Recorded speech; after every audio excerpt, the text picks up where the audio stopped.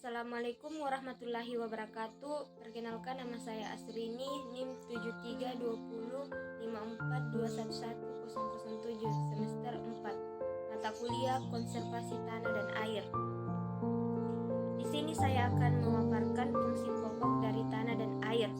Fungsi pokok dari tanah yaitu yang pertama, tempat tumbuh dan berkembangnya perakaran tanaman, di mana menyediakan nutrisi dan menunjang akar agar dapat tumbuh dan berkembang.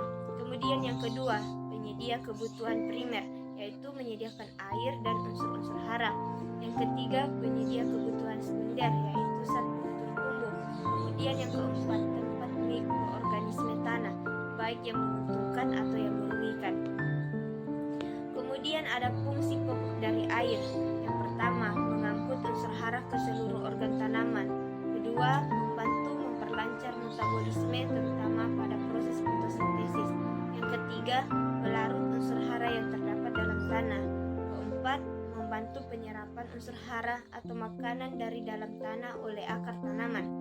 Di sini juga terdapat sifat dan fungsi tanah secara fisik, kimia, dan biologi. Yang pertama, sifat fisik tanah yaitu tekstur dan struktur. Kemudian ada fungsi fisik tanah yaitu berfungsi sebagai tempat tumbuh dan berkembangnya perakaran, penopang tegak tumbuhnya tanaman, dan penyuplai kebutuhan air dan udara. Yang kedua, sifat kimia tanah yaitu pH tanah dan kandungan unsur hara yang terdiri dari nitrogen, fosfor, kalium, dan bahan organik. Kemudian fungsi kimia tanah yaitu berfungsi sebagai penyuplai hara atau nutrisi dan unsur-unsur esensial. Yang ketiga, sifat biologi tanah yaitu pengurai bahan organik, di mana fungsi biologi tanah yaitu sebagai tempat habitat biota yang bekerja aktif dalam penyediaan hara dan zat-zat adiktif bagi tanaman.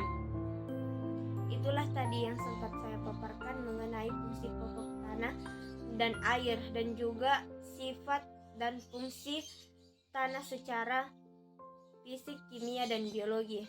Wassalamualaikum warahmatullahi wabarakatuh.